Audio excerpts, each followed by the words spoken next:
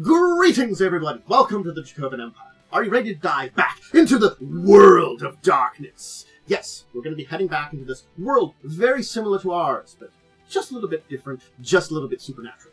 I can open a gate through the gauntlets, through the dreaming, to this world. Yes, we are talking about Changeling The Dreaming in another Kith Selkies.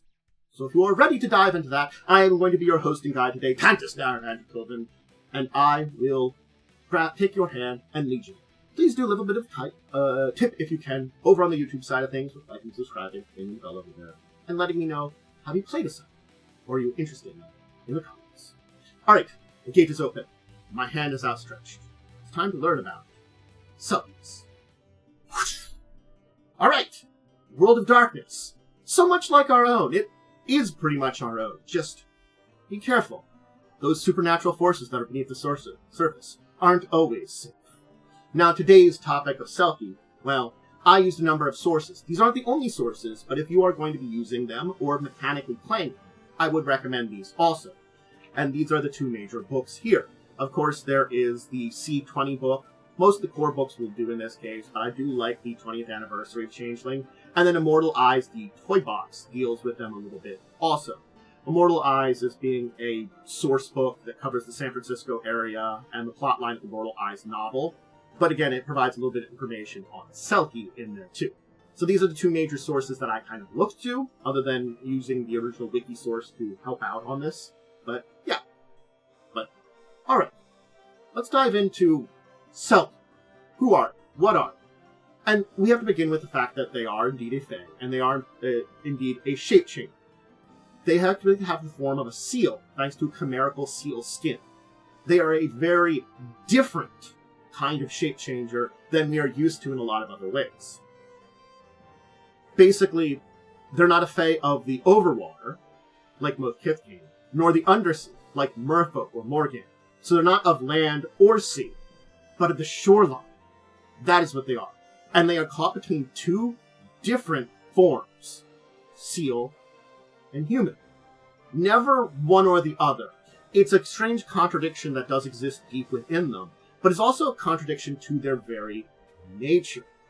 Oftentimes they are playful and practical, shy and outspoken. They can be very highly sexual, but they practice neither the lusty promiscuity of satyrs nor the courtly love of Sidae. So, it's an appeal that's both sensual and romantic.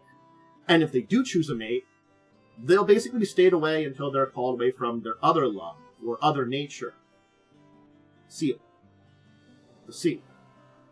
They are both seal and human, and they cannot be away from the shore. They leave it. The fairy deep within them. They'll just pine away and die. Unlike many other shape-changers, puka, or even shape-changers like werewolves, other things from the world of darkness, Selkies are skin changers. If they take on their human shape, they physically put aside their seal skin. Selkie skins have a mortal seeming, like all fae things, something that how they appear to mortals. This could be a sealskin belt, a stole, a greatcoat. It could be a wetsuit. Its skin contains its glamour, its fae essence, its fae magic. If that skin, sealskin, is lost, stolen, or taken by force, they lose all their fae magic. This includes their cantrips, their birthright, everything, until they regain it. They lose all of their abilities, all their powers. If it is destroyed, well, then the fae self of a Selkie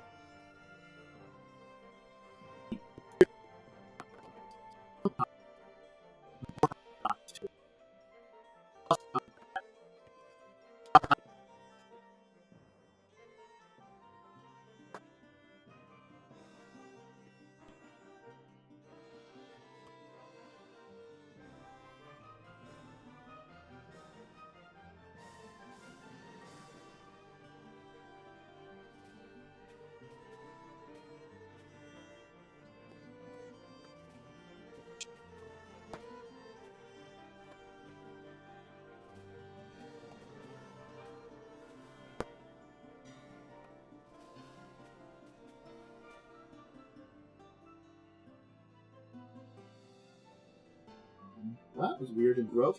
let's redo that part there. I can continue this here. So, sorry about that there. Anyway, as I was saying, I blame the cat. She likes to knock over into things and make things do sin. That's you, Foggy. I blame you. You're adorable. Anyway, I believe I was at the skin itself is what is connected to the Fae. If it's destroyed, they die. And the mortal very well may die too. They actually have to make mechanically, they have to make a check. If they fail that check, they die. Well, they botch that check, they die. If they fail that check, they just end up in a coma. Yeah. I'm on to you, Foggy. She's looking at me like she's going to attack me. She might try to. So the things that damage the seal skin are not a lot. It's resilient. It is the essence of the Fae in a lot of ways. It's filled with glamour. It's filled with life. Cold iron and fire. The weaknesses of the Fae destroyed. Cold iron doesn't damage a Selkie's Fae aspect unless it damages that skin. It could still do damage to their mortal form because most of the time, well,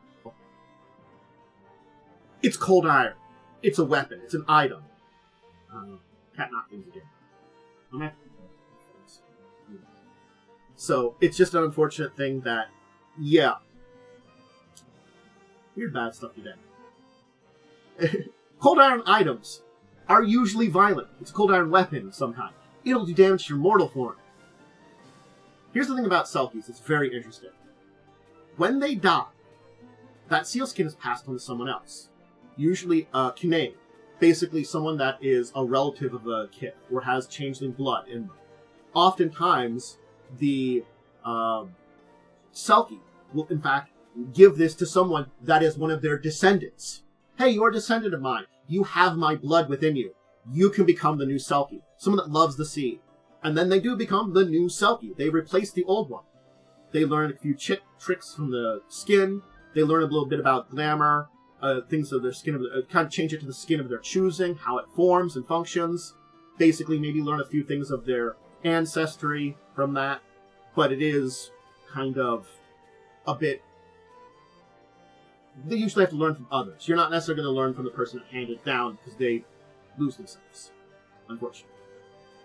So, Selkie aren't always human by birth, though, too. Remember, Selkies have two worlds, and that means that changeling blood could be a seal. Maybe you as a seal found your way with another seal. Anyway, yeah, that does happen. And seals of Selkie ancestry, sometimes, very, very rarely, will learn to shed their skin and take on human shape.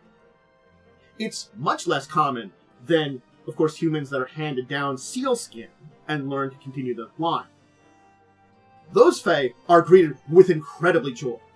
Not just because they're rare, but because it's creating a new seal skin to keep the glamour of the Kith alive.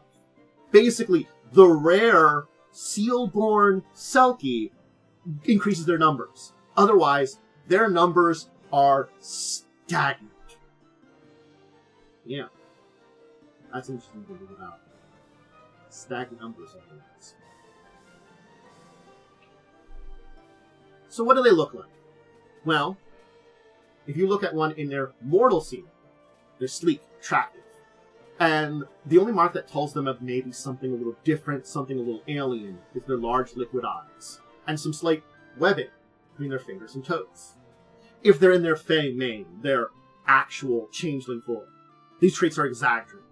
And they also tend to drip chimerical water wherever they go, so they just kind of drip water out of nowhere. In the seeming of their seal form, they're something like a normal harbor or harp seal, just like any normal seal. In fact. And a fairy keening may be able to see through this guise, but they have to make a check for that. Otherwise, yeah, they kind of are disguised. You really don't see them very at all. Now for the different ages that you have. Their scenings. The different time periods of a Selkie's life. As a childling, they're happily and faithful. They sunset themselves on beaches, plays on the shorelines. Older Selkies will kind of watch them with these pups, encourage them to stay home, as long as home is appropriate. Basically, near the ocean, easy access to the beach. When they're wilder, they travel the coastlines, and both in their seal and human kin. Romance is kind of very much the love in every port. It's common, but it's not the one-night stand of something like a satyr. It's generally extended relationships. So, like, yeah, you as a Selkie may have a love in every port, but you do have a actual love in every port, something that you're going to come back to in those ports, you know? Extended relationships that you get back to. It might not be intimate relationships, it's romantic relationships, or, you know, different types of love, but it's, again, that Selkie trade-offness, you know, too. They're not in that usual place.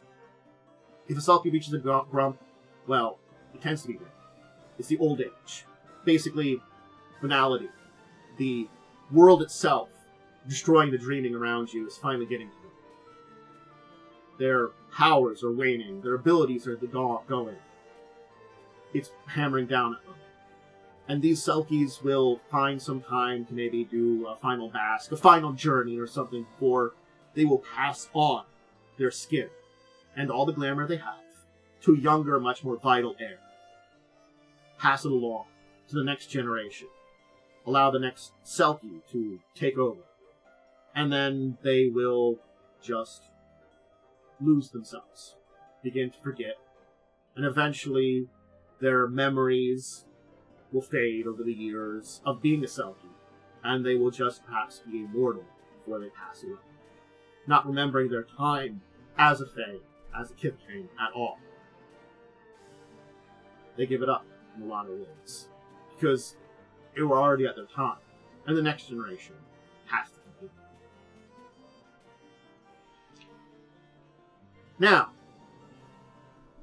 the fact is that Selkies are going to be found at the coastlines. They tend to take jobs like sailors, fishermen.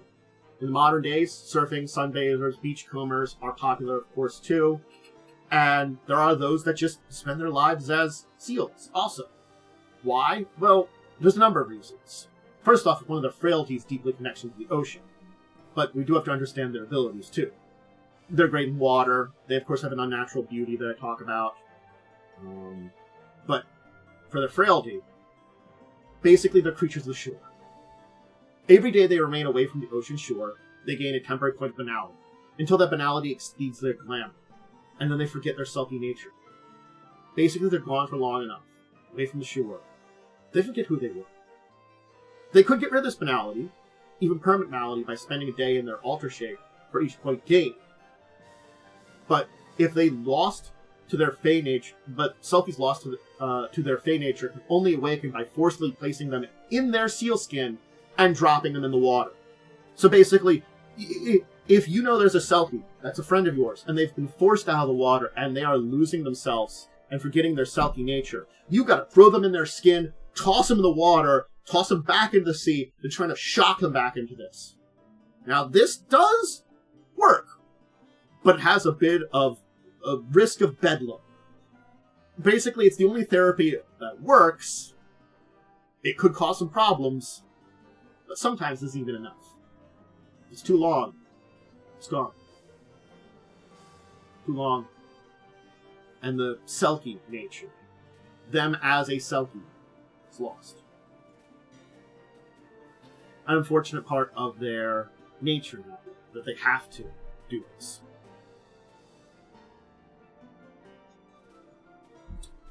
They feel revelry by swimming in the ocean, spending time with lovers, indulging in deep, sad, and tumultuous passions. These are the things that are important to a Selkie. Well, we'll finish the Selkie for today. I think that's a good place to go be, and we kind of talked about them. Sorry about the sound issues. I'll have to see how bad it is. If it's something that because we had someone in that chat that helped me out and caught them, I think we'll be fine for today. And I'll just keep the video as it is. But I might re-record this. But Selkie are interesting because they are of definitely two worlds. Where you definitely have the Kith King of the land and Kith King of the sea. They are very different in a lot of ways. The changelings of these two worlds. Selkie are in between things. They're separated out between these two things. But that separation also means they can't really be in both worlds in a lot of ways. They kind of have to exist in both these things, and they find ways to exist. But it's also another thing that, while many other dreams can create new changelings, birth new Kith, Selkies perhaps are limited by the fact that their skins are their existence. None of them may form in a way, unless more of those rare seal children are born. Those seals that become human, shed their skin, form a new line. Perhaps that's where all of them originally came from, and perhaps that's where more need to come from. But it is a interesting place to be. As long as there are perhaps seals, something will be. Alright, that'll be it. I'll give my brief outro, and we'll call it there. Yeah, skins sought by hunters. Bad pin. If you like this video, whether you're joining me live on Twitch or joining me over on YouTube, please give support appropriately to the place. I said this stuff for the stuff in the YouTube area. Just let me know what you think of Selkie in the comments. It's an interesting one that I'm interested in anyone who's played one in the past. I certainly haven't done a lot of Changeling.